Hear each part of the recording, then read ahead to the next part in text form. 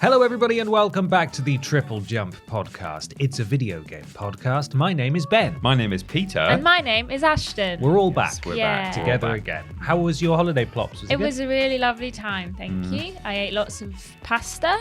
I drank Aperol Spritz, even though I don't really like them. But I thought, if I just have another one, I'll like it this time. I didn't like it. I don't even know what that is. It's like, it's like a gin, it's like a liqueur. I don't know what it is. It's very popular in Europe, specifically in Italy. And it's like orange, like bright orange. And I don't know what the Spritz is. I assume like tonic or something. But it's in a glass. Everyone in Italy like in is the Alps and drinking stuff. If you like skiing, you can stop halfway down and have an Aperol Spritz. Yeah, and they not too many there, or you'll crash. bloody love it over there. Crash. And I was like, oh, I'll have one, fit in with everyone else. Didn't like it very much. Didn't like it. No, but then I had about 4 more over the course of the week and still didn't like it. Still didn't like it. Okay, you said but, which led me to believe that you might actually. But then I had 4 more. But then I had 4 more, and it was still bad. Still didn't like it. So did you have that in place of something that you would have regularly enjoyed, or did you still have the things that you enjoyed? Well, when I didn't like Aperol Spritz, I then switched to drinking gin lemons, which are like gin and with not lemonade. Not lemonade. No, it's like it's a bit like kind of cloudy lemonade, but not fizzy. So a bit like American lemonade. They call it lemon soda in Italy, and it's really good. It's refreshing. really good, and I'm really sad I haven't got it. And one day they gave me half a glass that was literally half gin and half lemon, and I was like, cool. I had 2 of those, and then I was like, I'm drunk, and it is 12:30, so let's carry on with the rest of our day. I had a lovely time, thank you. Good. Mainly because of the alcohol. Partly because of the alcohol, potentially. Yeah. Welcome back to our video game podcast where we talk about video game things. Each and every week we're sponsored by a very real video game adjacent sponsor. It helps us keep the lights on here. There is no Dead Island 2.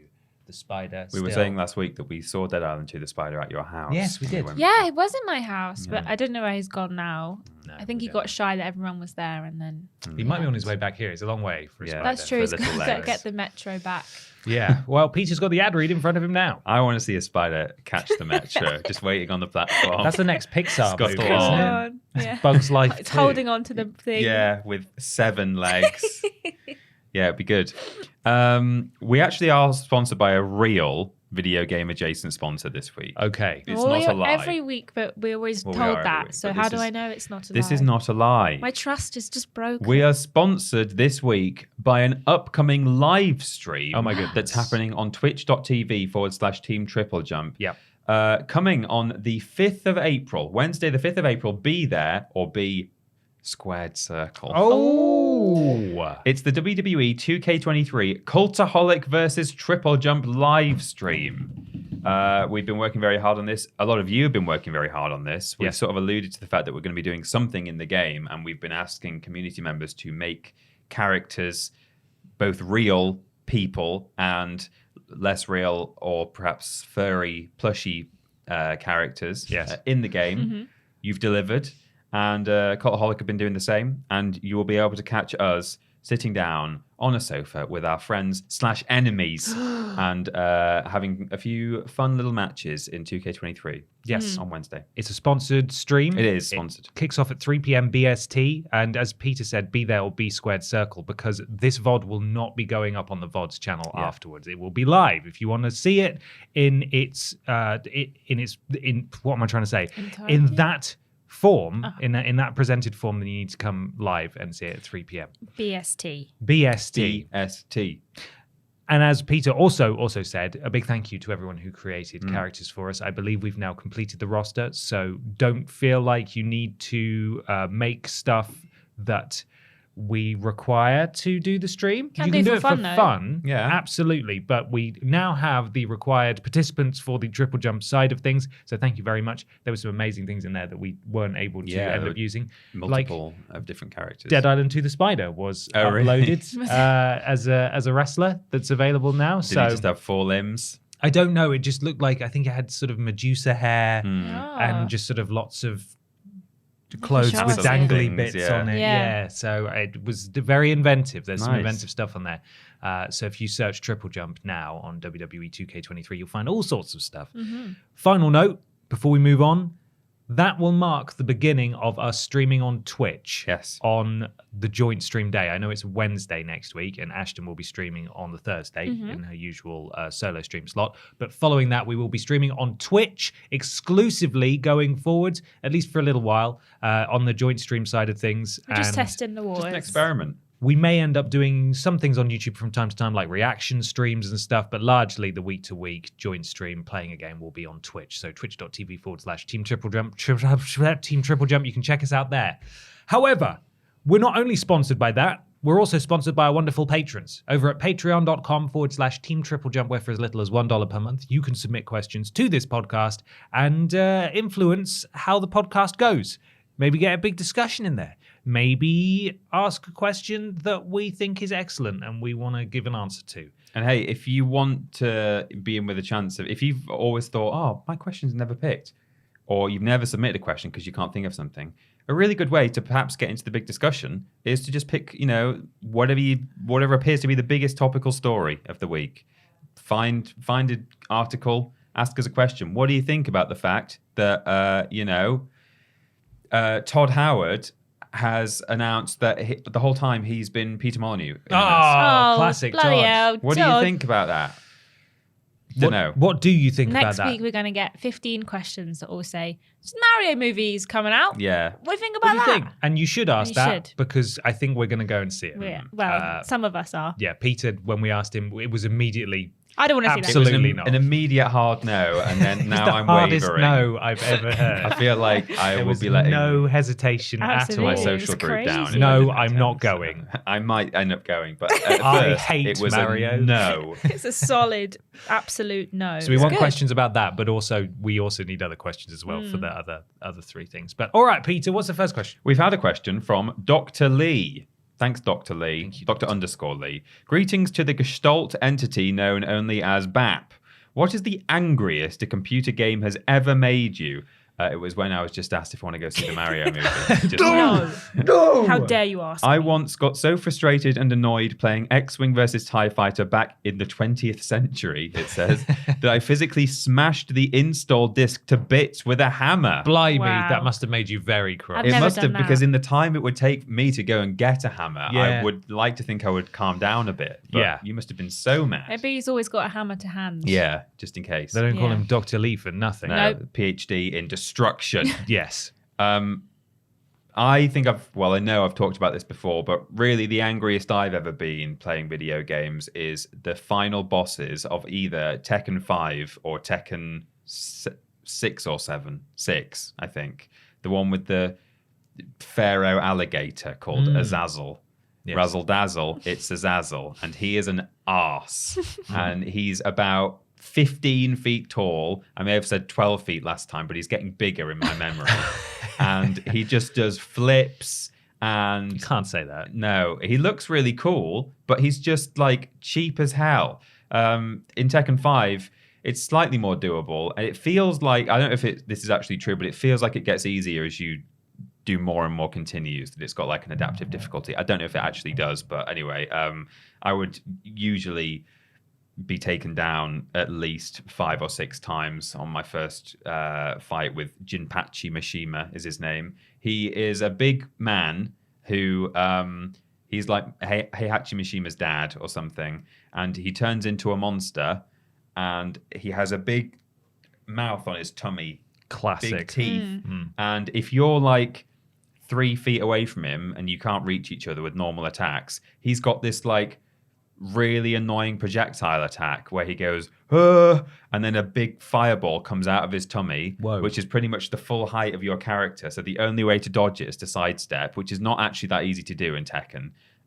So that was really cheap, but I'd rather fight him than Azazel, who was a real a-hole. And it's probably one of the reasons why I really didn't like Tekken, whichever one it was, 6, I think. So there you Tekken go. that one. Yeah. Yeah. Azazel. Tekken Azazel. So while I was saying that, I did think of another one, but it's now gone again from my mind. But I'll keep thinking, and you tell us yours, Ashton. I have one that I don't actually necessarily believe it was wholly the game's fault, but it annoyed me so much that I can never play the game again. I think I've talked about it before, is Outriders. I wanted to play it. I was trying to stream it and it just was not working. It wouldn't let me do anything. It kept crashing. It just kept kicking me out of what I was doing, like over and over again. So much so that halfway through the stream, I just uninstalled the game. I Outriders'd it, as we now refer to any game that annoys us so much that we uninstall it, it gets Outriders'd. I don't know what it was. It just would not work. Everyone else's seemed to work fine, and mine was just actively trying to wind me up. Also, another thing that was actually the game's fault was the wagon bit from Plague's Tale. Oh my god! I felt a rage that I honestly don't know if I've ever experienced before or since, because I just hated it so much. And I couldn't believe that this was where the game had gone. And I was so annoyed by everything about it. And then it wasn't made better by the final boss. I think, honestly, getting to the final boss made it worse, because I was like, good, now I've got to do this nonsense for like 5 minutes. I got so full of rage during that wagon bit. I was so mad I almost didn't finish the game. But you got through it. And what a reward. Yeah, what a reward. You? Yeah. Pope Rat. Yeah. Rat Pope. Rat Pope. The big Rat Pope. I need to go back to the second game just to see if it could, because again, that game starts off very grounded, and I'm wondering what absolute ridiculousness awaits further in. Rat flip insane. Rat King, yeah. Yes. I haven't played the second game either, because there was one bit that really annoyed me during that. Right at the beginning, I got stuck in a bit where the save checkpoint was just messing me up, and I literally couldn't get past it. So, I've not played the second one. It's tainted in my mind forever now. I was just kind of bored by the second one. I was still bumping into the same frustrating AI issues, and I just don't enjoy the stealth in that game at all. And it's a shame, because it's really loads of stealth. It's a nice idea. It's a nice setting. Yeah, it's a nice aesthetic. Yeah. I like everything else really about intriguing, it, but the stealth, I just can't be arsed. I just couldn't be bothered. I have remembered what my thing was. It was just generally various bosses in the first Kingdom Hearts game. Like you fight Sephiroth in that. He's got an attack where if it lands, he knocks you down to 1 HP instantly, and all of your MP goes, so you can't even heal yourself with magic. So you have to be carrying loads and loads of elixirs in your inventory, and you can only carry a limit of 7 or something. Maleficent was difficult, and various bosses, but I'm going to be honest, most of my frustrating times with games have come from trying to get platinum trophies and having to do the hardest difficulties, or especially in my early platinum days, when I was first getting into them, when an easy platinum trophy consisted of playing a movie tie-in game for at least 6 hours and then getting all of the collectibles, which was not easy at all. Yeah. There were a lot of frustrating moments in that, because those movie tie-in games were pretty much uniformly terrible. Your Cloudy with a Chance of Meatballs, Disney Pixar's Up, Megamind was another one as well that I remember just sort of being extremely frustrating, because it was a bad game and it was badly designed. It was extremely tedious. Some of them, I think if you missed a collectible, they weren't available in chapter select, and maybe you'd have to play through the whole thing again to get the last collectible you needed. Just not fun stuff at all. That would be extremely frustrating. And then, of course, as I've spoken about before, playing through Mass Effect 2 on insane difficulty, or insanity difficulty, whatever it's called, it made me so cross, because it was just so hard to the point that it wasn't fun at all. And I would make myself go invisible and run through entire sections of enemies just so I could hit the next trigger to start the next section, so I wouldn't have to fight through them, because it was so punishing. But I've thrown controllers and I've punched pillows before and stuff when I've got really cross at something. I've smacked the desk in frustration. Recently I was playing Minecraft Dungeons and I got killed.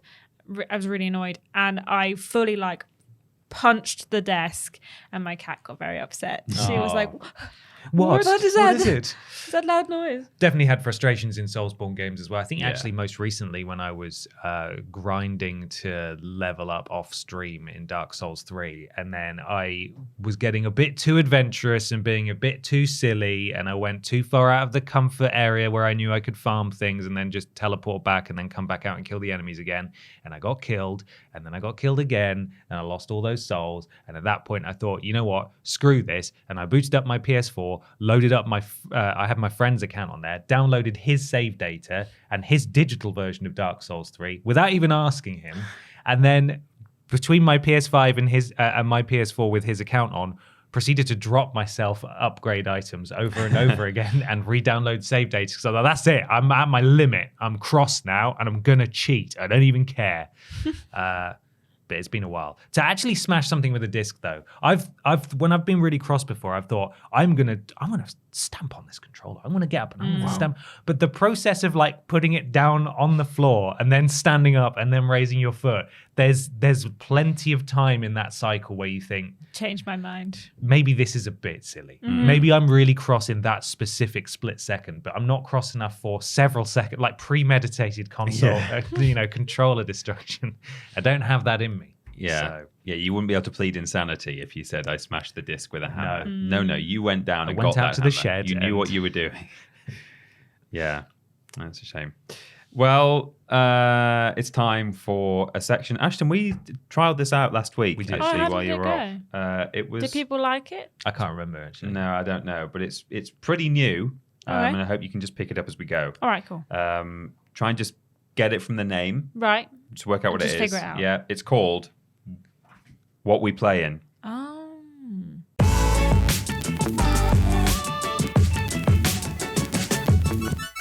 It's What We Playin' time. Time to talk about what we've been playing. Peter Austin. Yeah. What we, brackets you, been playing.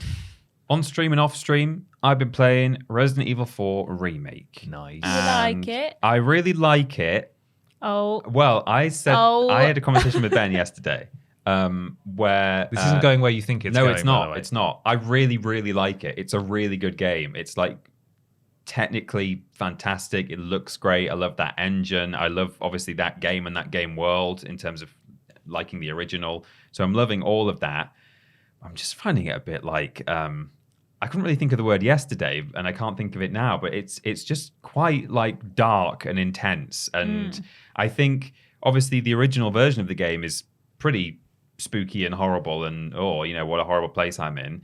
But I guess that I'd played that so often that it almost felt like quite a familiar place, and almost like coming home every time I booted it up. Like, oh yeah, here I am in that village where they're trying to like kill me with chainsaws. Ah yes, here I am once again enjoying myself. Whereas now, I am in that place in the sense that I'm experiencing all the horrible aspects of it, but because it's not exactly the same, I don't have that like exact feeling of like, one of my favorite places in gaming, because it's just different enough, even though you do obviously recognize lots of things and little references and bait and switch and stuff, that all I'm really getting from it is like the harrowing thing that Leon is going through in this like horrible place. And so it's great, but it's definitely having more of a horror game effect on me. Not in a scared sort of way, but just it's almost like too realistic now. Yeah, well, I suppose so. Yeah, there's that too. And it is harder, I think, whether that's because they've actually designed it to be harder or just because it's different enough that like I've got certain behaviors and habits from the original version. Like I'm sort of running in a bit more than I should be, and I feel like my character is more mobile than... Ironically, I feel my character is more mobile than he really is. Like, I got very used to the tank controls and the turning... You can do a 360 turn in the PS2 version, and you move in a different way in this game, and it can be harder to get out of tight spots. So there's nothing wrong with it at all that I've found so far. It's a really good game. I'm just, like, having to actively, like... psych myself up to sit down and play it. I said to Ben that the other day, I was like, got a few hours before bedtime. I could sit down and play some PS5. And I was like, well, obviously the game I'm playing at the moment is Resi. And I was like, I don't think I want to sit and play Resident Evil like before I go to bed. Again, not because I'm scared, but because it's just... If it were a pudding, would you describe it as rich? A bit rich. Rich in obviously not a nice way. Yeah, in the sense that it's a bit rich, isn't you it? have like one spoonful and you're like, I can't have much of That's this. making me feel a bit sicky now. There you are. Yeah. So it's a really good game. There's I can't find anything wrong with it. But you can't eat too much. But I can't eat too much in one go because some creme anglaise makes me feel a bit anxious and depressed. Oh my god. Yeah. Creme anglaise. Yeah, man. Get you. How fancy You've been is watching some baking show or something? No, I haven't English actually. cream. Yeah, English cream. No, I don't know where I saw that actually recently. Maybe I was just. I don't know. Where did I see that? I don't know. Where have I seen that? I must have read it somewhere. But it's really good. And I am enjoying it in a different sense. So yeah, I'm going to continue to enjoy it. Good. Ashton, what have you been playing? I've been playing a few things. I played some more Professor Layton and Pandora's Box, which is the second Professor Layton game on DS, and played it on the plane and the train. The plane at 3 a.m. was a bit harder to play Professor Layton on because puzzles seemed a lot harder than they normally do because I had 1.5 hours sleep. So me and my friends were like, tag teaming puzzles. We were like, I don't get it, and just passing the DS around to try and figure out. And eventually we figured a few of them out. And I also played some Mario versus Donkey Kong, the other little puzzler with the minis. Played a little bit of that, and I played Chia, and I like that game a lot. I think it's pretty. Maybe it's I need to be playing a bit of Chia at the same time. Like a palate cleanser of like an hour of Resi and half an hour of Chia, and it's like the perfect balance. Yes, indeed. Exactly. I've thought of the exact word I've been looking for all this time. Go on. Distressing. Is Oh, how I'm oh my finding it. god! It's distressing. Not So what I much thought you were worse going to than say. I thought. Yeah. Wow. I need some Chia. Amy, Yeah. I'm distressed. I'm Help distressed. me! I need Chia. Bring me nighttime too. Yeah, so I've been playing that. I played someone's stream last week, was my first kind of glimpse into the game. And then I accidentally deleted the save. So I played that whole section again up to the point that I finished it, and I played a bit more last night. And man, that game's so good. It's so pretty, and the soundtrack is amazing.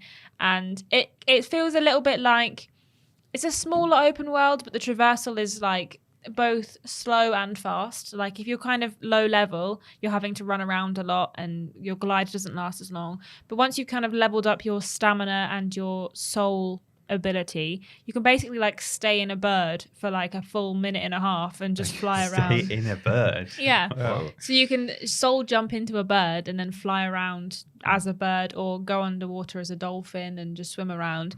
You can basically turn into like every kind of movable object, so like coconuts, rocks.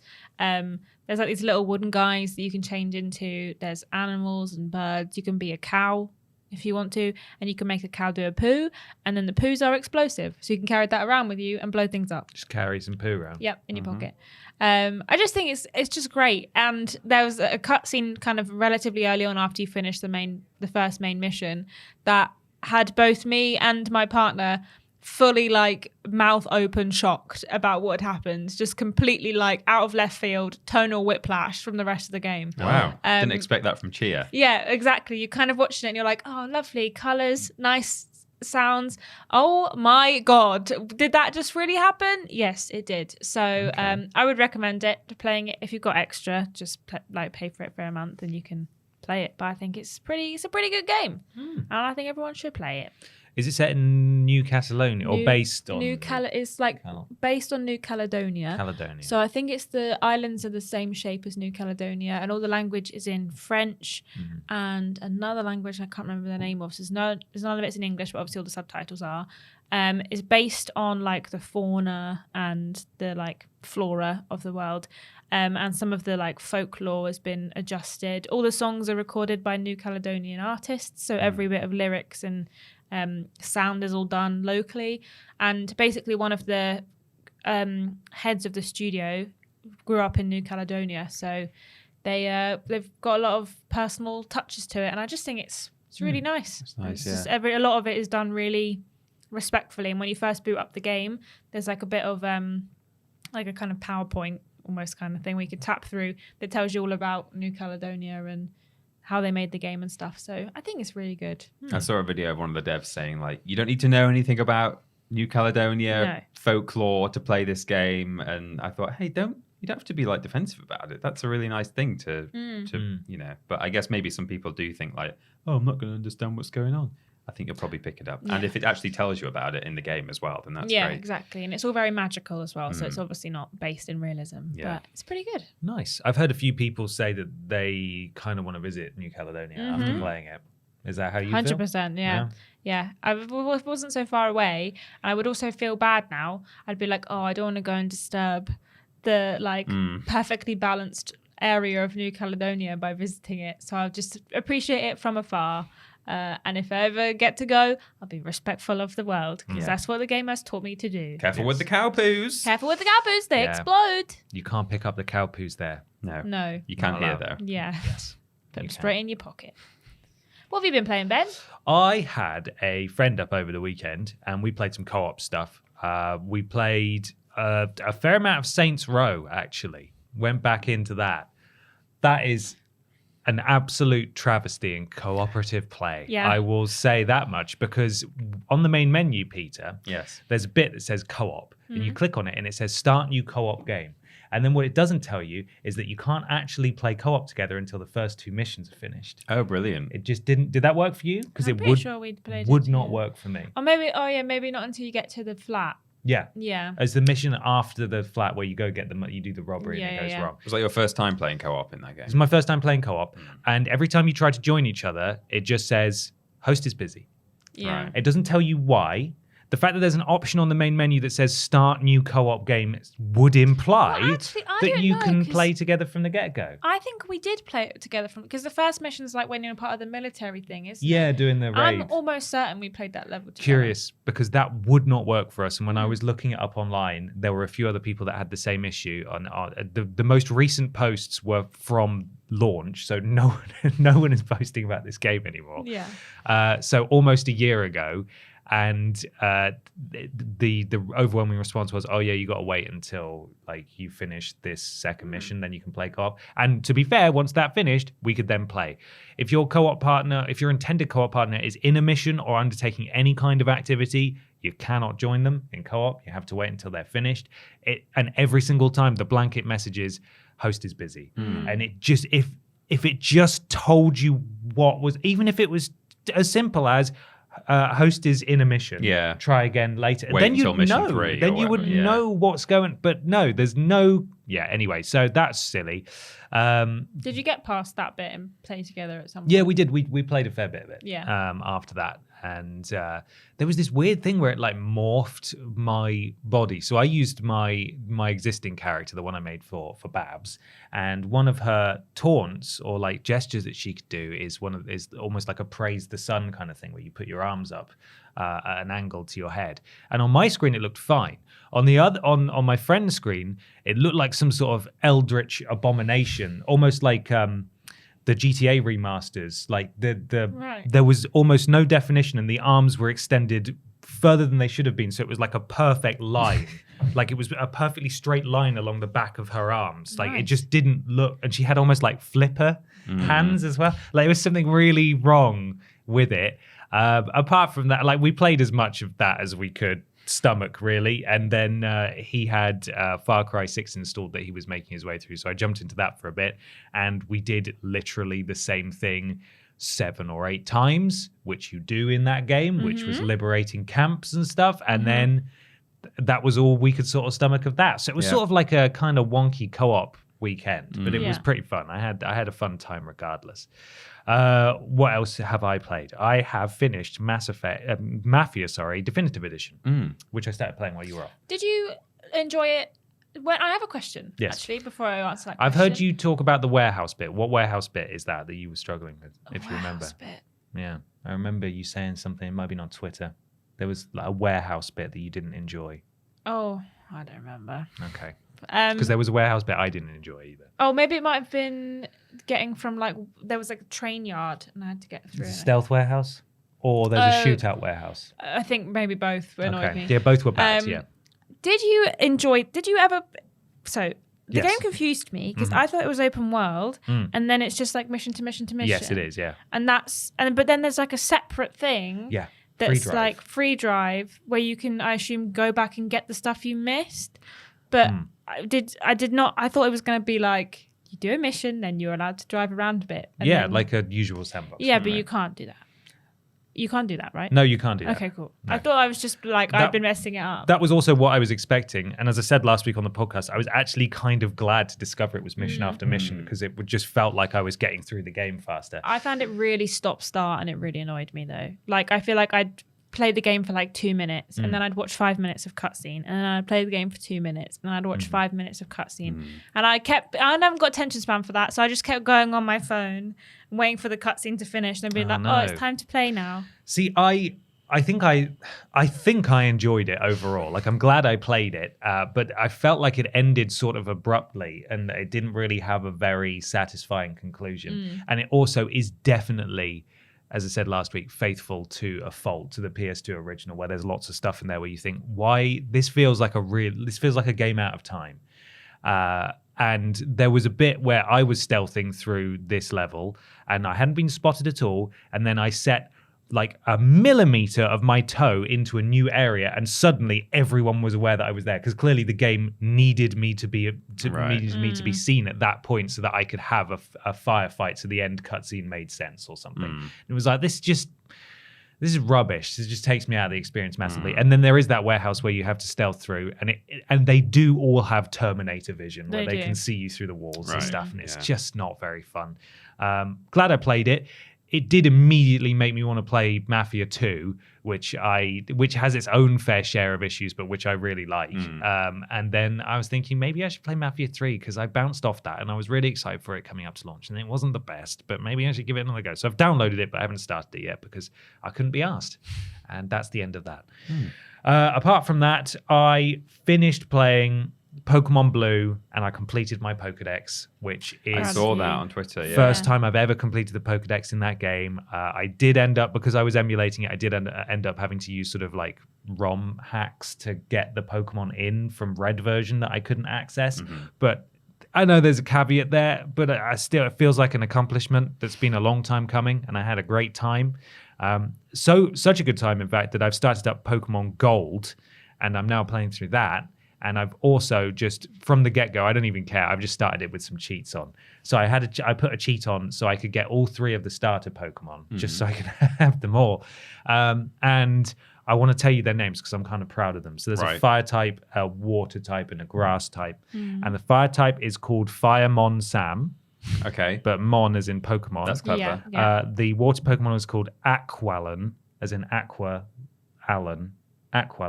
Okay. Aqualon. Could have been Aquamon. Yeah. It could have been Aquamon, but then it sounds like a Pokemon then, doesn't it? Yeah, I suppose it does. Yeah. Come on, Peter. Yeah. And then the final one, the grass type, I got Poison Ivan.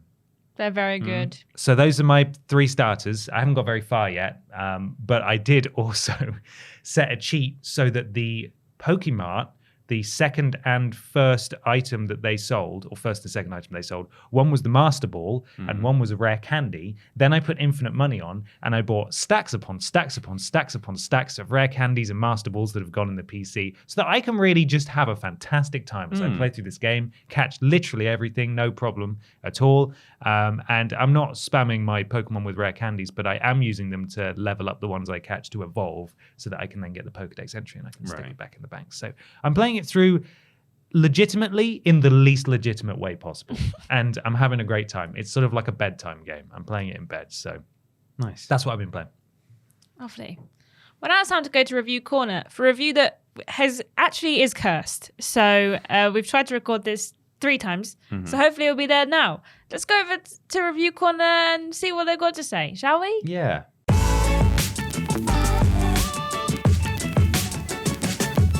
And we're in the Review Corner.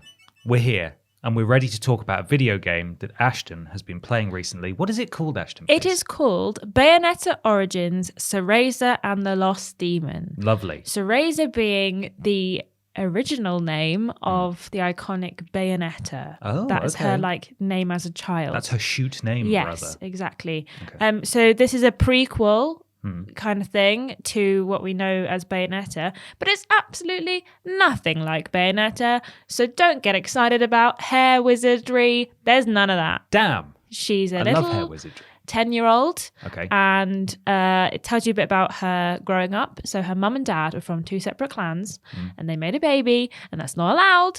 Oh, sort of a Romeo and Juliet kind of situation. But except Romeo's been banished from the realm and Juliet's been put in prison.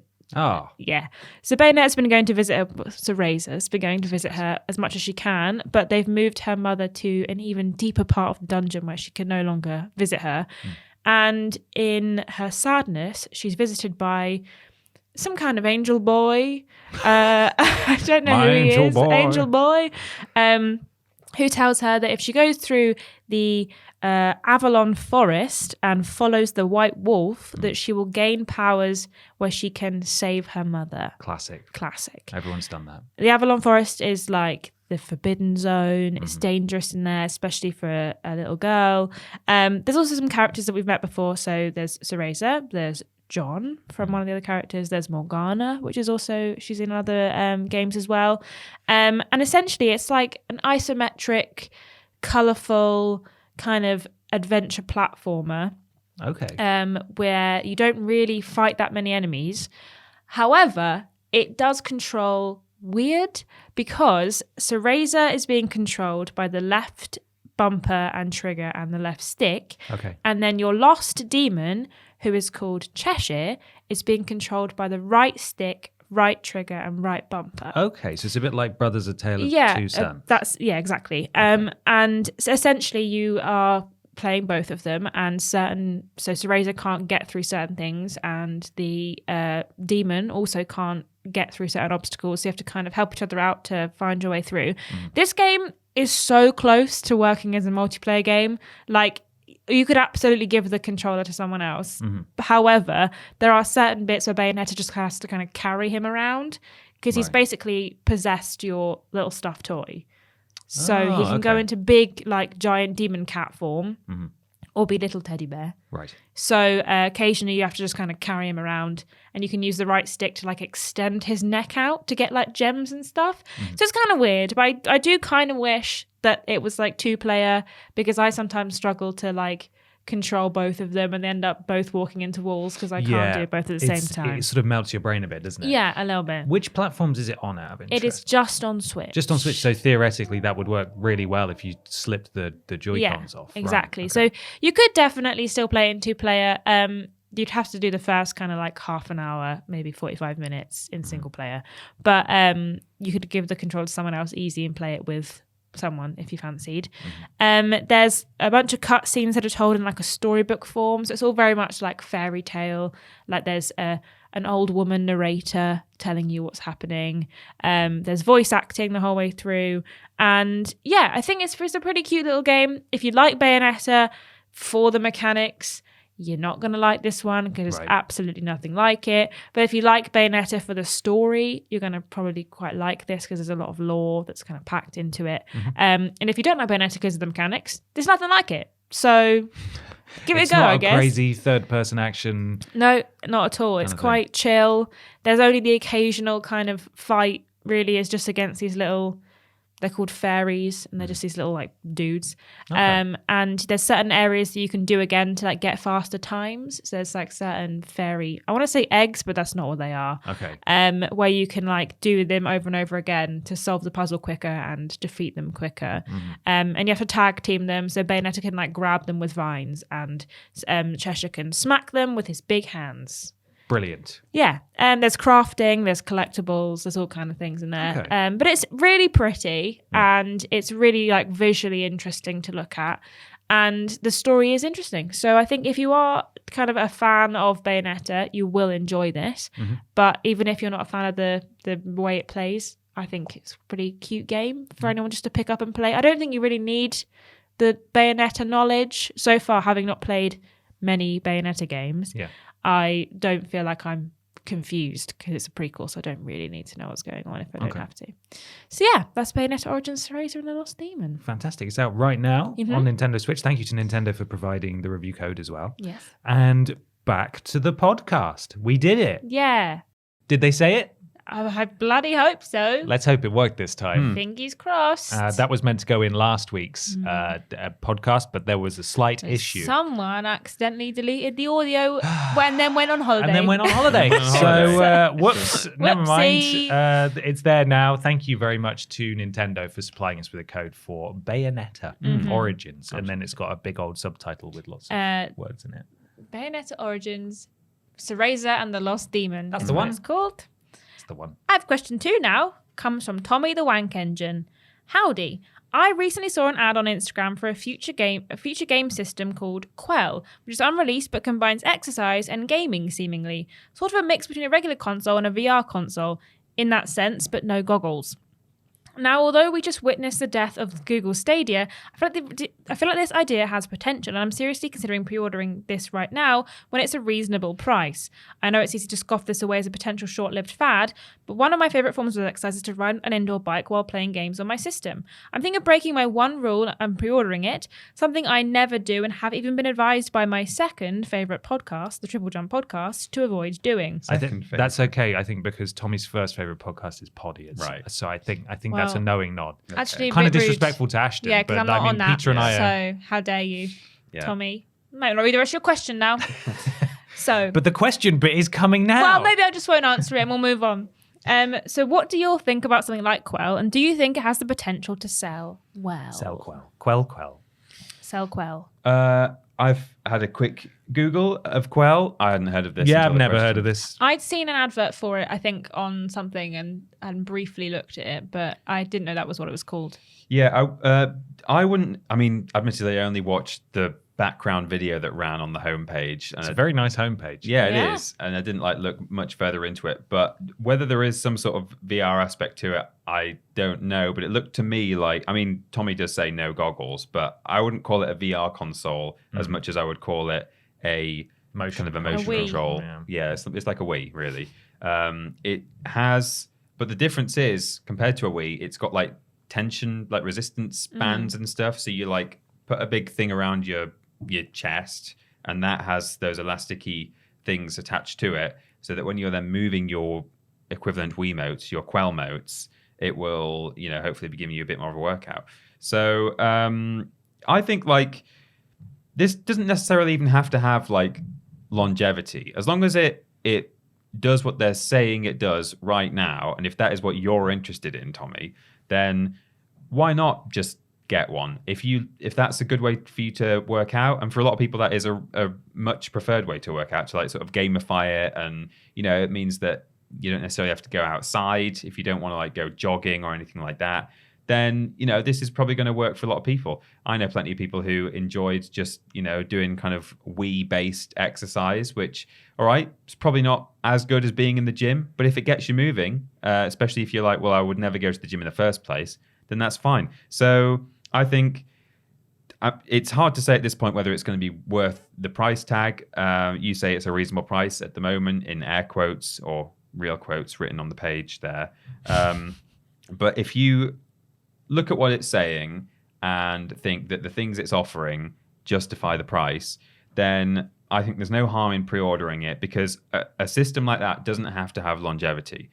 If it's only got like a fairly limited number of like exercises and things you can do, that's fine if that's what you want out of it. It's not like an actual console in the truest sense that needs to be constantly innovating, bringing out new games to entertain you and give you fresh stories and narratives to experience. This just has to be good at giving you a workout and gamifying it in some way. It doesn't even have to be the market leader in that industry. If some competitor comes out and they're like, hey, move over, Quell, we are Bell,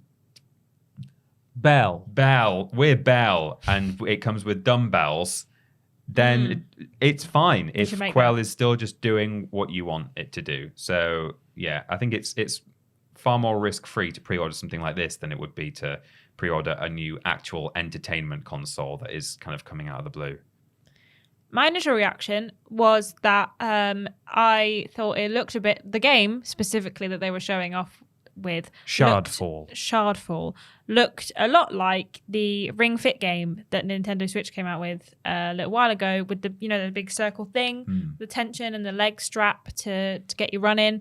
It had very similar energy of like you fight Monsty, but the Quell kind of looks more like a boxer size type exercise rather than what Quell was, which was more like what the Ring Fit was, which was more like arms and like torso, and it would make you do various like aerobics and Zumba style exercising. But like Peter says, it doesn't necessarily have to sell particularly well. Obviously, it doesn't have to also have longevity.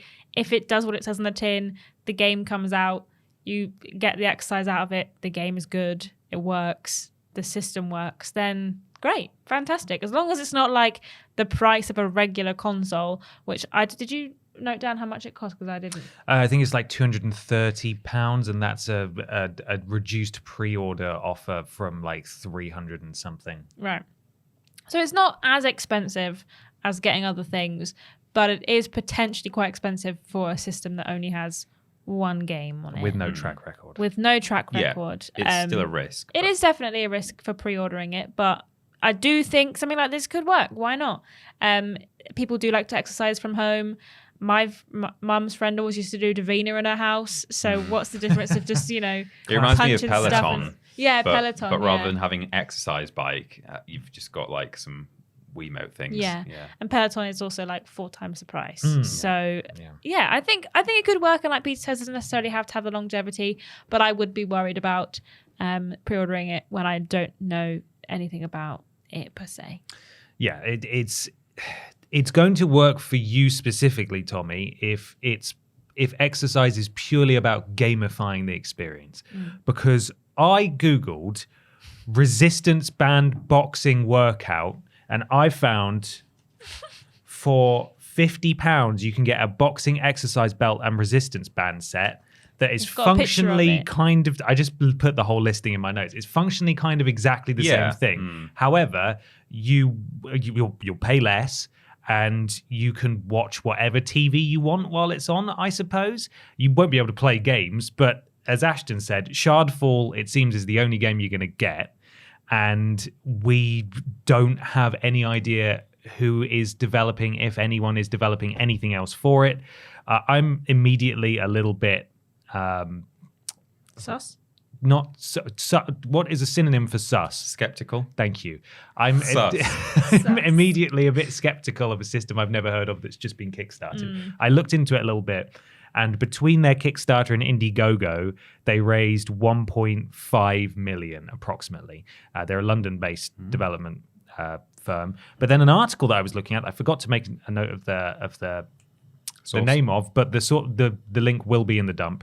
It says that London-based fitness tech developer Quell has closed a $10 million or $8.3 million Series A funding round in support of its gamified exercise product. So it received loads of additional funding from other sources, including Chinese conglomerate Tencent, and follow-on investments from follow-on investments from existing backers Cosler Ventures, Hardcore Capital, Social Impact Capital, and Naval Revocant. Now, I'm not commenting on the quality or the ethics of those backers, but the fact that it's had so much more than its initial public investment added on after the fact means that clearly these people believe that there's something in this.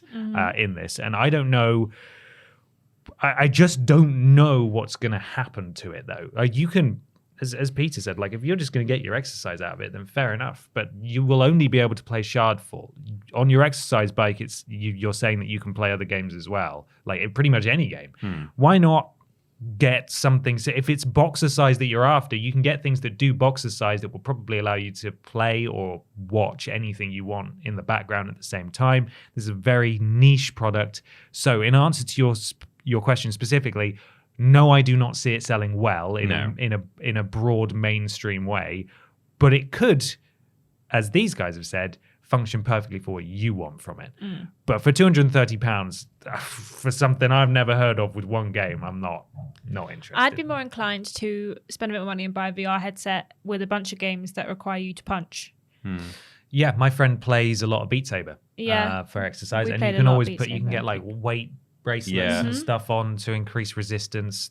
You can even modify probably some existing equipment like boxer size. Probably stuff just get a boxer size and play a boxing game. You can get things that go around your waist and the straps that go on, so when you pull up, you're pulling weights up and stuff. Like there's lots of analog solutions that I appreciate will not be as much of an all-in-one thing as this, but it's less of a risk. We played a lot of Beat Saber during lockdown when we weren't allowed to leave our house. We were swinging our arms around like madmen. So fully recommend doing that. Sweaty work. Beat Saber is, But if you do get it, Tommy, let us know. Yeah. Because I genuinely never heard of this before. Yeah. We may all end up having egg on our faces when it takes the world by storm. But currently, very skeptical, very sus. Yeah. Wow. Time for something a bit strange now. A bit sus. It's time for Sus news. Skeptical Weird news. news.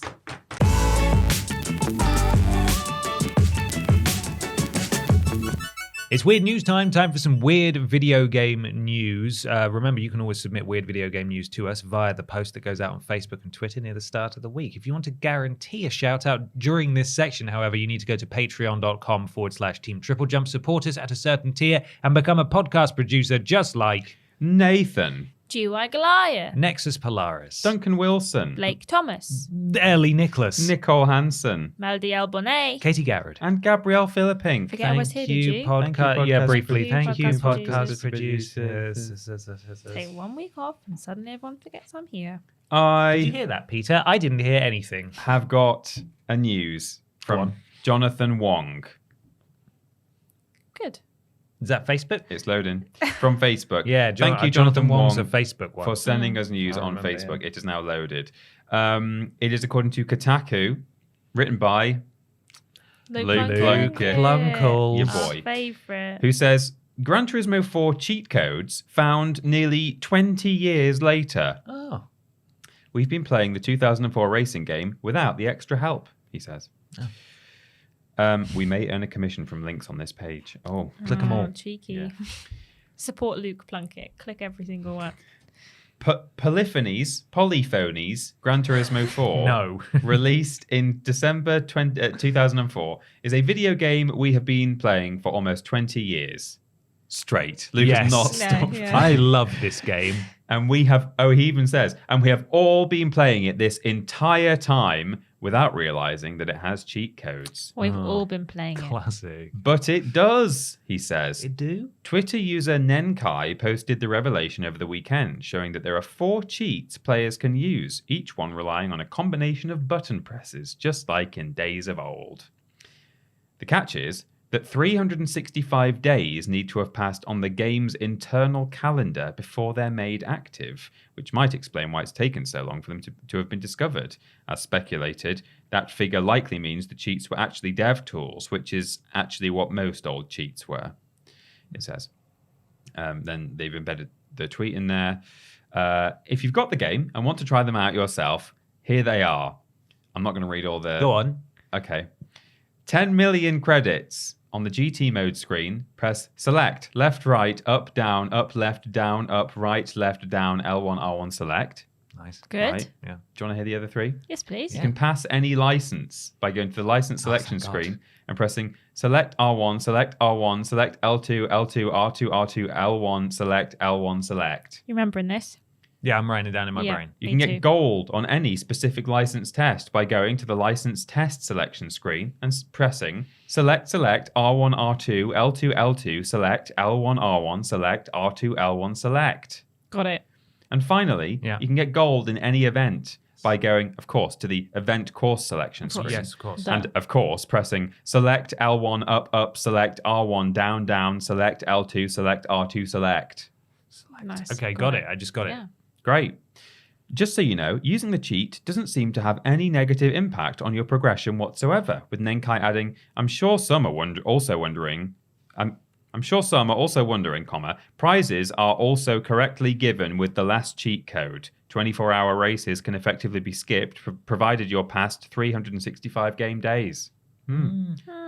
Developers of modern games, says Luke, I know why you don't put codes in your games anymore, but it would be nice if you could find ways to put cheat codes in your games in the 21st century. Breaking games was fun. Unlimited currency is the best. Thank you. Thanks, Luke. Thank you, Cheers, Luke. So there we go. Thank you, Jonathan, for that bit of news. You can't put cheats in because then some bad people would like get trophies they don't deserve. Bad Yeah. people. You know, terrible people. Yeah, they'd like cheat to get all of their Pokemon. Yeah, they would be bad people. Though, Yeah. So. I have some weird news. Go on. It comes from @JohnnyMac13 on Twitter. You have just reminded me, sorry. Let me just, I must add, Yes. in the comments underneath this, Uh-huh. oh, can I find them? Is it just going to show me loads of ads? I saw it on my browser. Oh, show 18 replies. Pff, says Watcher 0. Pff. In my day, if we wanted to cheat in a game, we got out a hexadecimal calculator and manually edited the save file or scanned for the relevant value in memory and froze it. What? Thanks, Flipping- Watcher 0. God, Get a life. with my Pokemon cheats, I do have to enter a string of code. Do you? Yeah. It's like I feel like Hacker Man. Yeah. It's amazing. Sorry, Ashton. That's okay. I thought that was really important. I forgot. Ash. Honestly, I forgot she was there. So Comes from Kotaku by CC Yang. Uh-oh, the Super Mario Bros. X Lush bath bomb looks like pee. oh, classic. Oh, no. These coin blocks will make your bath water look really nasty. Sick, man. That's And rad. people like us to put pictures on the screen, but just imagine a bath full of wee, and then you don't need to see the picture That's anymore. it.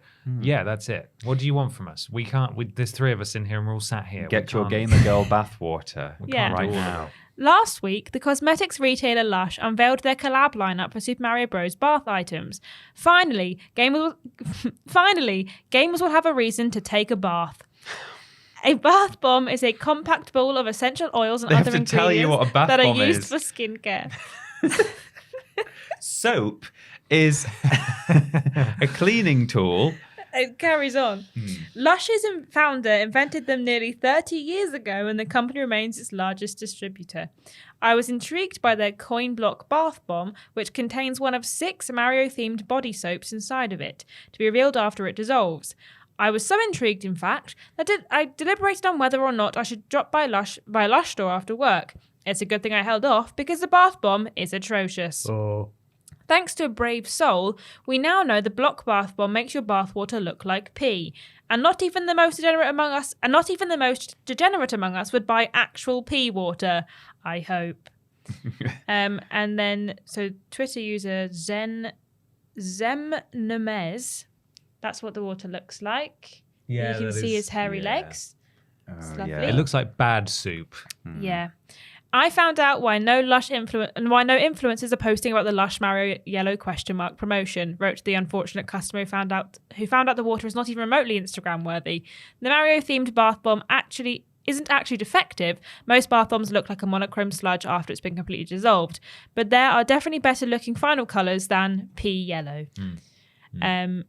In reality, this post was likely a joke, as there are definitely TikTok influencers posting about the Super Mario Bros. Bath bomb, and they all created a golden yellow colour upon impacting the water. But I think it's very funny that Lush spent all this money on marketing their collab, and some random customer has controlled the narrative with their ugly-looking bathwater. Kotaku reached out to the poster in question to ask whether the bathwater had any of the contaminants in it prior to using the bath bomb. It's immediately like that once it dissolves, they wrote. Try it. They also mentioned the bath solution turned their fingernails slightly yellow. Oh. Kotaku reached out to ask if there were contaminants before they put... Did you piss in the bath before you put the bomb in? And then they explain a bit more about what a bath bomb is. Lush doesn't specify the ingredients for this specific product, but their bath bombs are usually made of baking soda, a secretive bubble mix, citric acid, and essential oils. And piss. So DIY experts think the bath bombs are harsh on your plumbing, since oils and glitter tends to clog up your pipes. So you might have to eventually call a plumber after one too many Mario bath bombs. Who wants to bathe in glitter? That seems silly. If Yeah, your bath bomb glitter has is a glitter bad in it, idea. that's goodness me. Then they put another tweet in where someone said, the new Mario mystery block bath bombs are giving piss kink. Are giving piss You know how you I hate hate that that. phrase? That's a real. I hate that phrase for 2 reasons. Strangulation of the English language there. Yeah. Awful. I used a bath bomb once that was called like Forest Glade Dump. or something. Forest Dump, yeah. Which was like a Christmas present. And it turned the bathwater green. And lying in it and just seeing your skin through it, I just felt like I was the Hulk. I looked just like the Hulk or Shrek. It just looked like my skin was green. When I took it out, it wasn't stained, but it was just like, it was the perfect opacity that I was just a green man. I don't like bath bombs. I would prefer a bubble. If I don't really like baths, full stop. But I love a bath. I'd rather put a bit of bubble bath in and have I'd bubbles. never buy a bath bomb for myself. No, only as presents. I have a few in my cupboard, and I'm never going to use. That's the thing. I feel like the only reason anyone has bath bombs is because they were. Yeah, she can have them. They were given for presents. They're like the Lynx Africa gift set for women. Yeah, basically. Here's a bath. I don't know you very well. Here's a bath bomb. I couldn't be asked. Here's a bath bomb. Yeah, I walked past Lush, and when I regained consciousness from the gaseous. God, I hate going in Lush. I went in and bought you a present. I'm in there for less than a minute, and I feel like my head's gonna explode. You like that piss, don't you? You like piss in the bath. You like piss, don't you? I got you a piss cube. Okay, this weird news I sourced myself. It comes from PC Gamer and Andy Chalk. The Chinese versions of Blizzard's games may have been shut down over a big misunderstanding. So this is a bit of a winding tale, and it's also not the weirdest thing in the world. But I thought it was interesting, and it's a little bit strange. Not as weird as piss water. Not as weird as piss water, no. Mario's piss water. In January, gamers in China lost access to Blizzard games, including World of Warcraft, Hearthstone, Diablo 3, and Overwatch as a result of a falling out between Activision and its Chinese partner NetEase a few months earlier. But a New York Times report says that while the relationship between the two had been strained for some time, the incident that finally ended it may have been a misunderstanding. The relationship, are you ready to learn about their relationship? Yeah. Yes. The relationship between Activision and NetEase had been under strain for some time, according to the report. For one thing, Activision CEO Bobby Kotick, boo, that guy actually sucks, was unhappy with NetEase's $100 million investment in Bungie in 2018 because Bungie was behind schedule on Destiny 2 content, and Kotick worried the investment, which was to help Bungie become a multi-franchise entertainment studio, would slow down the work even further. Kotick, boo, was also reportedly unhappy with another NetEase investment into a studio founded by a former senior employee at Activision that resulted in a 2019 agreement that prevented NetEase from hiring former Activision employees or investing in their studios. God, I hate this man so much. Those tensions were presumably still lingering when representatives of both companies began negotiating a proposed change to the licensing deal between Activision and NetEase in October 2022. NetEase wanted to license Activision games, including Blizzard games, directly rather than through a joint venture third party as had previously been the case, because it would enable the company to more easily comply with China's tightening game regulations. Activision was reluctant to give NetEase more control over its game properties than it already had.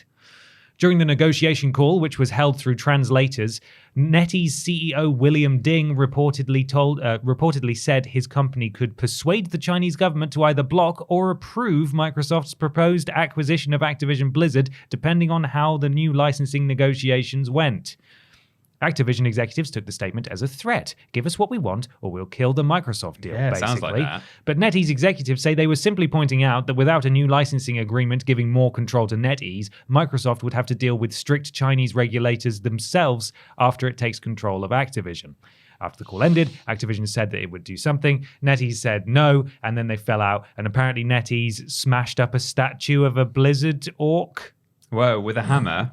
Maybe so. Does Dr. Lee work for NetEase? Oh my God. It was clearly a bad breakup. Just before Blizzard games went dark in China, NetEase employees smashed a giant statue of World of Warcraft's legendary two-handed axe Gorehowl that sat outside. That's a thing. Sat outside the studio that handled the Blizzard licenses. That's quite funny, actually. A NetEase spokesperson accused Activision of continuing to harass and taunt companies and regulators worldwide with its actions. Taunt, and then they smash up the Activision acts. Yeah, so clearly these I'm Team NetEase. Oh yeah, I mean, Bobby doesn't deserve any defense. No. I'm not. No. It's These just two a have strange hated thing to each have other. done. Smash up the axe. Hated each other for a while for various reasons, but yeah, it sounded like they threatened them, but actually it was just a mistranslation, and because of it, there's no Activision or Blizzard games available in China as of January this year. Lol. So there we are. That was my weird news. Wow, that was pretty weird. Yeah. Thanks. You're welcome. It's time for a question here from Scruffy Lookin'. That's their name. Nothing to do with me. It's nothing to do with me. Scruffy looking. Hi, BAP. Over the last decade, it seems like video game reporting has shifted from primarily covering video games to covering publishers and developers instead. Do you agree that video game reporting has changed? And if so, Are you happy with the direction it has gone? I think the in-depth coverage of industry players has certainly led to some good, such as exposing harassment and the ills of crunch time. However, it sometimes gives me what I can only describe as news fatigue. For me, games are a form of escapism, and I want to read about upcoming games, but sometimes I fear simply opening up a gaming news site like Kotaku, simply because so much of it is dedicated to the industry players and not the games themselves. Holding the industry accountable is important, but it can seem so overwhelming when there are hundreds of articles about terrible thing publisher X is doing. Bobby, thanks Robert, for all the great content over the years. Thank you, Scruffy Looking. This made me think like how much I used to just enjoy video gaming magazines that would have like double page spreads, sometimes 4-page spreads of just special features on an upcoming game. Hey, here's what Halo 3 is stacking up to look like. Wow, here are all these cool screenshots and like little tidbits and bits of interviews. And oh, look over here, there's a little side panel with like bullet points and facts and stuff. And yeah, they would always look very pretty visually and would be just exciting to read. And that's not to say that video game coverage in that sense ended with magazines. I mean, the magazines still barely, they do exist somewhere out there, but it's not to say it ended there. There's been plenty of online, there's plenty of websites that would cover games like that. But I guess I would agree to a certain extent. I can't say I had noticed the change that Scruffy Looking has pointed out here, but I think it's probably a fair point to say, yeah, primarily, or there has been a shift towards doing more coverage on publishers and developers, in my experience anyway. There's still obviously plenty of stuff out there where just a game is being talked about, but I suppose it's difficult to write an article with a clickbaity headline about a game itself. Sometimes you might see articles that say like, new game is shaping up to look like other new game, perhaps. And that might be more the case for stuff that's just been revealed or like indie stuff that people might not know about. But with like the biggest titles that are coming out, you don't tend to get just standalone articles about here is this game, here's everything we know about it. Or certainly not in a news feed as much anyway. Like you might get it if you search on the internet for everything we know about Marvel Spider-Man 2 or something, and you will find links there in the results page. But if you just go onto like the news feed of Kotaku, you're not going to get stuff saying, hey, here's everything we know about Spider-Man. Whereas if you used to read video game magazines, that's mostly what they were, pretty much. So yeah, I do miss that. What do you think, Ashton? I think there's also been a pivot outside of just like journalism and written kind of discourse about games, a lot more into like the video side of things, and live streams are much more kind of important nowadays. People will get a lot of their information from videos and streams and online showcases more than they'll get their information from places like magazines and websites. And I think that's kind of where it shifted, that magazines, well, we'll just call them magazines for now, they have to shift a lot more into making things that people will click on, like Peter said, and people will click on things that are negative because they want to talk about it, and that's easier for them to say, wow, isn't Forspoken crap? And people will be like, yeah, it is crap. I'm not going to read the article. I've never played it, but I hate it. It's bad. And whereas people will be like, everything you know about Forspoken, people might not necessarily click on that. There's a lot more, especially online discourse, about things that are bad more than there is things that are good. You know, every time you see a game that comes out, obviously if you're a fan of a game, you tend to see a lot more, your algorithm pumps you a lot more positive things. Whereas if you're kind of just either not a fan of something, or the algorithm thinks, you know what you want? Bit doom and gloom. Here you are. Well, list titles, in our experience, always would perform better if they were negative. Negative lists do definitely do better. Certainly at What Culture, we were like, we were kind of worried at the time. Like, I think people just think we're negative all the time, but it just tracks better. I don't know if it's quite the case at TripleJump that negative beats positive. But which it edges it out. It certainly does in the games of X year. Oh, that's true. Yeah, the worst games of X year always do better than the best of. It's not even close, sadly. I also think that the written industry in gaming has shifted in its diversity of writers from what was potentially 25 years ago a whole bunch of white men to now a diverse group of people featuring a whole spectrum of different opinions and like views on things. And that's why the dynamic has shifted a bit more into focusing on, hey, actually, this is a bad thing that we should be talking about. And it's bad because our female members of staff think that it's not okay that Activision are getting away with this. So they're going to write about it and make sure people know about it because it's important to them that this isn't happening. So it's a lot more of a diverse opinion now, which is why things like the negative things that publishers do are brought out more into the spotlight because people who are being affected by these things, even not directly, but have kind of people that look or sound like them being affected by them, it tends to resonate a lot more with the individual writer who writes about things that are affecting a bigger group of people. So I think that's why things have shifted a bit. I don't necessarily think it's always a good thing because I do think certain like little issues are being kind of blown up to be a lot bigger than they should be. Like I know people are really nitpicking a lot more nowadays, but also when there's a big issue, people still ignore it. So if it just keeps getting brought up, I don't think that's a bad thing. I think it should always be reminded of the things that are happening, especially with things like Diablo when it came out recently. There's a lot more discussion about Blizzard is still bad. They're still not great. They still haven't made the changes, but everyone seems to have forgotten about it now, so I guess it's all fine again. It needs reminding that, hey, actually, they're still bad. So this game's come out now. Glad you're enjoying it, but they're also still bad. So it's good to have that kind of dynamic of... Is it out now? Is it just a beta? I'm not might sure. be just a beta. Okay. I'm not sure. But yeah. Yeah, I agree. I think it's in terms of what Scruffy Looking has referenced, and certainly what you were talking about as well, Peter, it's the internetification of games journalism, which it exists. It stretches way beyond games as well. It's social media. It's instant access to content. It's that anyone can cover whatever they want. It's also, as you say, Ashton, like there's a far more diverse set of opinions now, which is great. And there's a lot more voices where previously there weren't.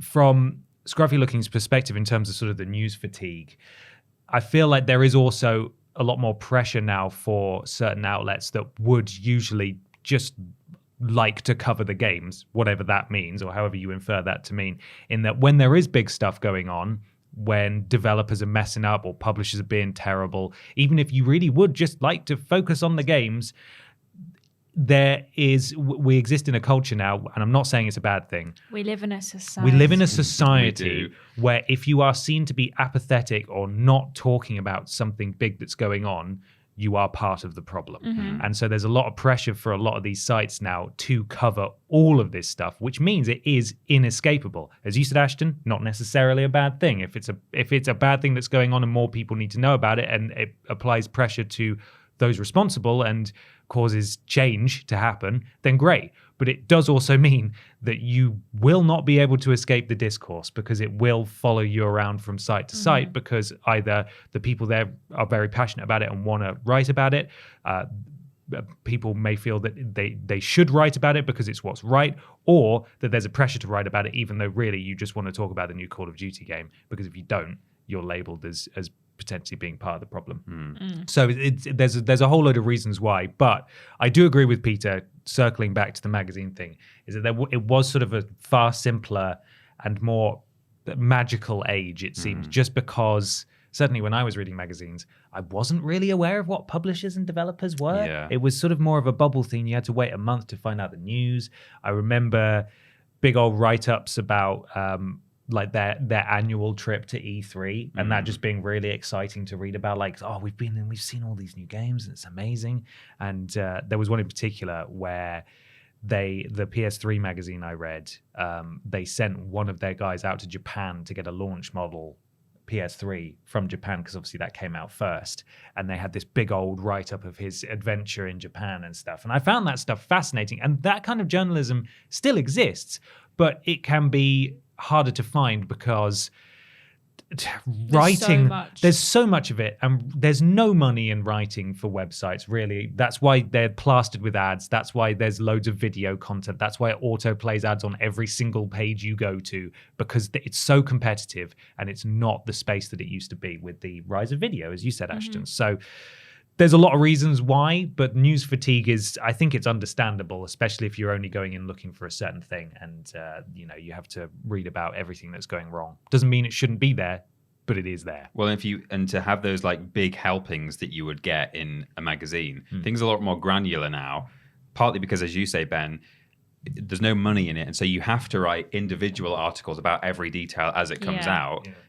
You need to have 10 ads to the one line of like, this new game will feature cats, and then like next week that same game will let you drive cars, and then you can put 10 ads on. We've got a screenshot of a new cat. Yeah, exactly.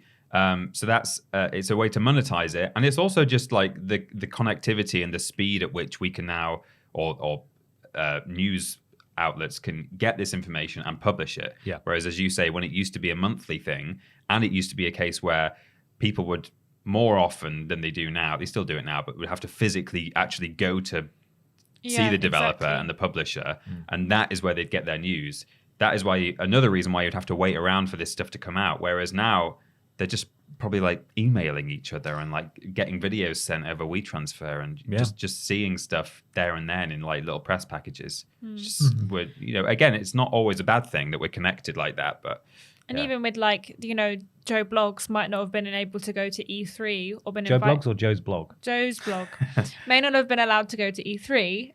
No, Joe Blogs can't go, but Joe's blog can because he's an influencer. Yeah. Whereas now you don't have to go because everything's online and you can find things out for yourself as soon as it's happening. Whereas, like you say, the whole big dialogue of we're going to E3, here's everything we found out. Yeah. You don't have to wait anymore. You just it's there and then straight in front of your face as soon as it's happening. Yeah. Social media as well plays a big part in that. That's why so many articles we've even read today had embedded tweets from people who have broken news. If you're going to sit there and wait 2 or 3 weeks to write up a full comprehensive all the facts cat driving game article or feature, you're going to be missing out on money while Joe Tweets is out there tweeting these things out, getting so much interaction and engagement, and basically pulling your pants down and then taking all your money from you. So it's a very different world than it used to be, but it's evolve or die sort of situation, as with the magazines we're seeing.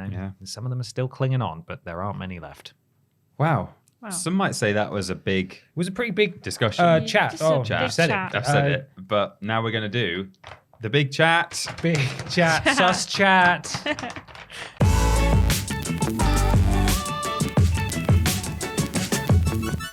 It's big discussion time for the big video game discussion, which comes this week, courtesy of Callum's story. And Callum says, "Hey Bap, what are some of the worst / longest tutorials you've ever had to sit through in a game? It feels like these days you can play almost 8 hours of some RPGs before getting into the meat of the game, which is enough time to complete an entire COD campaign." Thank you, Callum. Thank you, Callum. Thank you, Callum. I don't like Skyrim's opening. I've picked that one specifically, but actually all of the Bethesda RPGs, once I've done it once, I kind of wish I could just skip through it, just select all the things that I want to have happened in that, the decisions that you make or the stats that you choose. Like in Oblivion, you do stuff as you go through, don't you? Like you pick a star sign and... that's the one that I actually I'm very nostalgic for. I'm nostalgic for the dungeon, the Oblivion dungeon. I definitely have the nostalgia for it. But I always remember it as you go down into that silvery dungeony bit, and then the Emperor dies, and then you're let out. But actually, there's that whole bit where you have to go through the wall, you separate from them, and then there's like a cave with a zombie, and it's a bit more. There's more to it, and there's goblins. Stick a rubber band around the left stick so you can sneak behind that goblin and get your sneak skill up to 100 before you even leave the dungeon. You can do it in Skyrim with the bear as well. Yeah, classic. Right, Ashton? Right. Right. You were there. Same Alive. with 100%. Fallout 3 as well. You know, you have to live your whole flipping childhood in that game. You do. before That is you- a long tutorial. So it would be nice. Obviously, like the first time you play those, it's great because there's story to it and you get into grips with things and it's all novel. But once you've played through those games multiple times, and the only reason you're starting a new game is because you want to perhaps play it in a different way or maybe just be a stealth archer again. You don't need to sit through all that, and it would be nice if there. And obviously, there is a way to skip these things with mods, and those games are always heavily modded and quite easily modded, so that's good. But if we're just talking about vanilla games here, it would be nice to be able to skip through the tutorials of that whole umbrella of games, really. And also, quite infamously, Driver on PS1. I had a copy of Driver.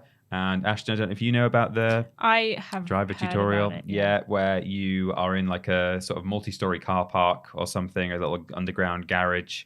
And you have in the top corner, you have a little piece of note paper, which has like 10 things that you have to do in the space of a minute.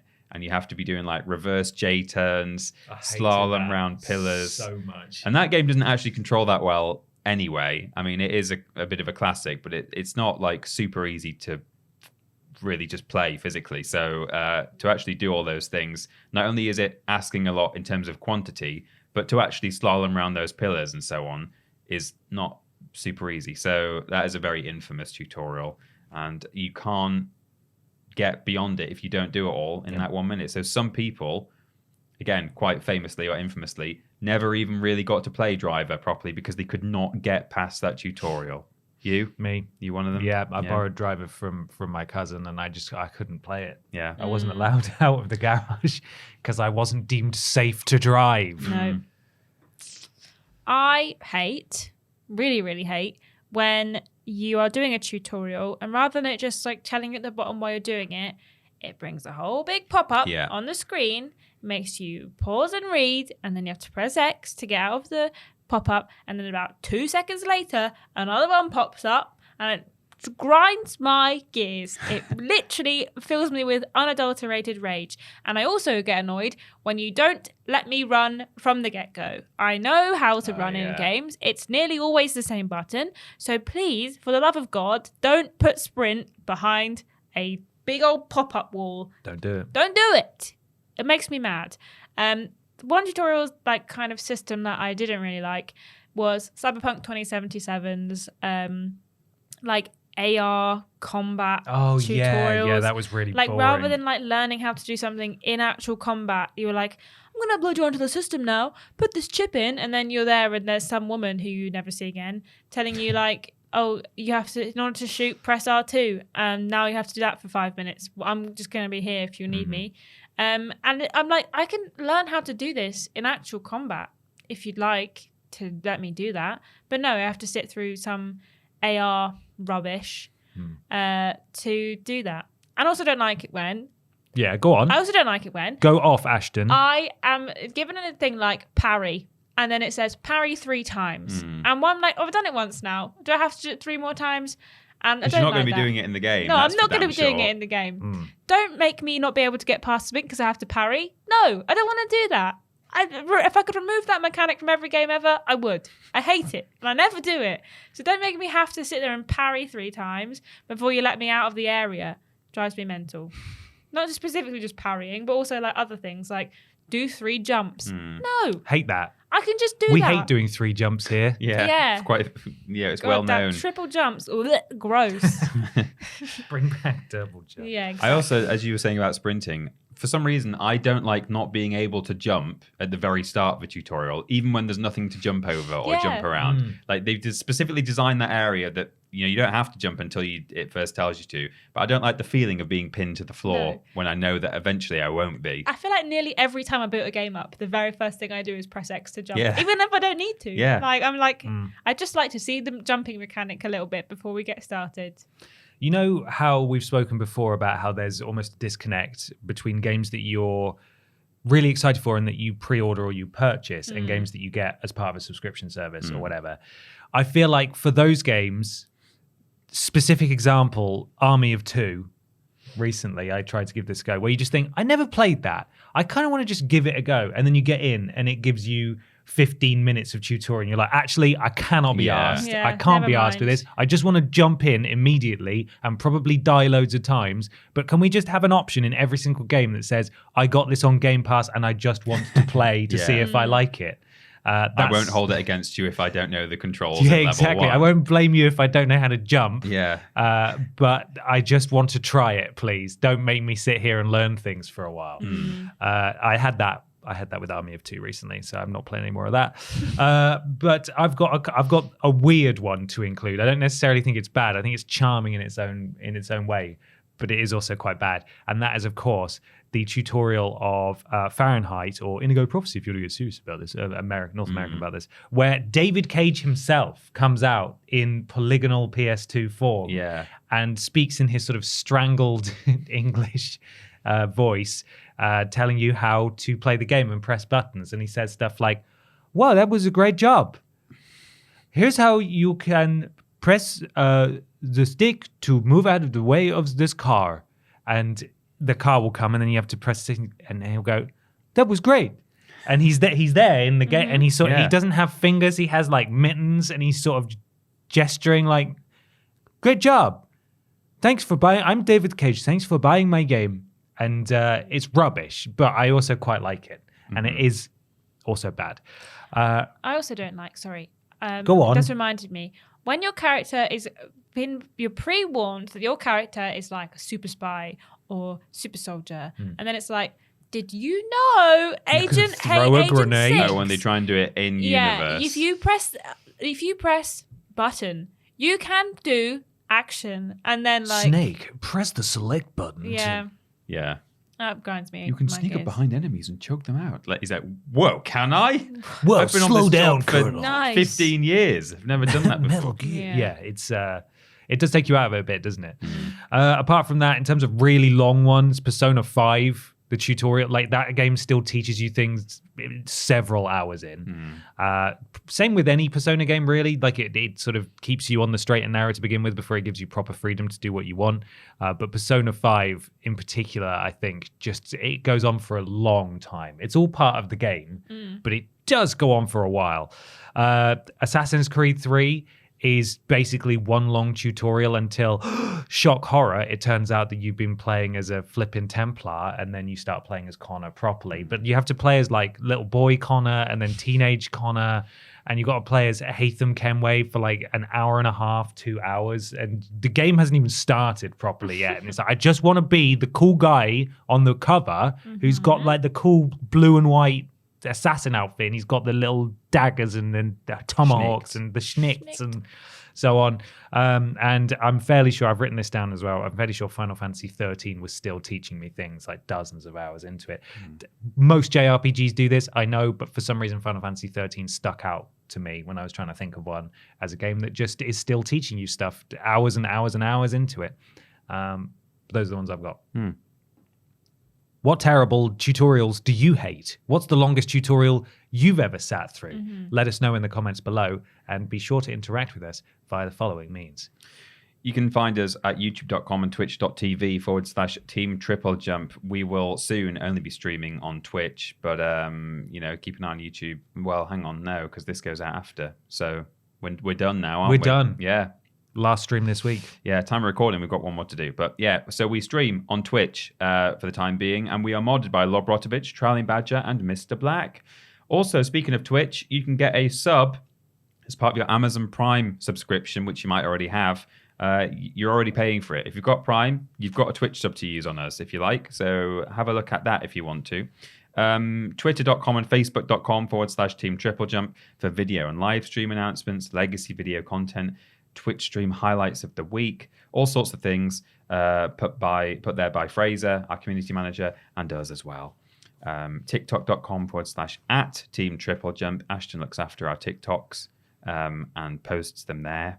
And Patreon.com/Team TripleJump, where there are loads of tiers that you can look at and see all the different rewards and choose one that you might like. We have a website. It's triplejU.mp. Spells jump. It's very clever. If you want to join our Discord, it's triplej.mup/Discord to chat with our wonderful community. On Discord, we're modded by Jack, Joe, Tori, and Hollow Eyes. And if you do something, bloody well do it. All right? Thanks. If you want to listen to the podcast in its audio forms, want to go to triplejeff.mup/podcast. To catch up on any of our live stream VODs, go to triplejeff.mup/VODs. To book a cameo from any of us or James Jenkins, go to triplejeff.mup/cameo. And lastly, if you want to buy some sick and cool merch, like this top, like not that top, no, maybe This t-shirt is But now in black. available. T-shirt. Yeah, That hoodie as well. Yes. the hoodie, Yeah, the hoodie. the t-shirt, I'm wearing, and a bunch of other stuff. Go to TripleJumpShop.com and make sure you're following at TripleJumpShop on Twitter for the latest merch announcements. Absolutely. Why not follow Peter and Ashton on Instagram and Twitter at that Peter Austin and at Scrambled Ashton, and myself just on Twitter at confused_dude. We do lists every Monday, Tuesday, Wednesday, Thursday, streams every Monday, Tuesday, Wednesday, Thursday, Friday, all of them being on Twitch. Thursday being the joint stream. Thursday being the joint stream, Blaze it. also on On Twitch. Twitch. I can't get rid of that, can I? No. Worst Games Ever is fortnightly. Friday for patrons of a certain tier. Sunday for everybody else. The podcast is every Saturday and we do shows all the bloody time. Come check them out. Why not leave a 5-star review on your platform of choice? It helps something to do with Al Gore's rhythms and we'd appreciate it. And it costs you nothing. So please consider doing that. We've got all sorts coming out this coming week, Yeah. haven't we? Yeah. Hopefully we will have this coming week every Telltale game ranked from worst to best. It's very exciting. Yes. Looking forward to that. So keep an eye out for that. Probably Friday, but just you'll know nearer the time. Yeah. Yeah. We should also, fingers crossed, have April's monthly forecast out this weekend. April starts in 2 days. Yes. And hopefully have it done by then. So you can find out what's coming out in April. There's a lot of stuff. And when I showed my boyfriend, he was like, I don't know, half the stuff was coming out. And I'm like, that's what this game's That's what's why the there for. forecast That's why the there. video's coming. Yeah. So you can all learn. And of course, we've got the sponsored stream on Twitch, Cultaholic versus Triple Jump WWE 2K23. Thank you again for all of you who created those amazing things. 3 p.m. BST. 3 p.m. BST. You'll have to catch it live because the VOD will not be going on the VOD's channel. So don't you miss out. Don't you dare. Come check them out. I believe that's everything. Yeah. Also on Friday there will be a worst games for those who are on the right tier on Patreon, but it's nearly a week away, so we'll come to that later. Is it Worst Games? It's Worst Games this week, isn't it? Yeah, that's what I thought. Oh, is that why it's on here? Yeah, that's why I wrote Of course it it on is, there. yeah, because we only just recorded it, and normally we record it like a week and a half. Yeah. But yeah, the whole point is we're trying to get it turned around in time. So yeah, hopefully there is a Worst Games that is already out. Yeah, and it'll it be out came for out on patrons. Friday, and will be out tomorrow at time of release of this podcast on Sunday for everybody else. Yeah, of course, that's right. Peter, is there some sort of sponsor? Yeah, you did just mention it, but we are sponsored once again by WWE 2K23 Cultaholic versus Triple Jump, the stream. Yes, the stream. Wednesday, 5th of April, 3 p.m. It's a BST. sponsored stream, so you should probably come and have a look. Sponsored If you stream would be so kind. Yeah, on help us out. twitch.tv/Team Triple Jump. Triple Jump. Thanks so much. Thanks for watching, everybody. You look after yourselves. We'll see you next time. Bye. Bye.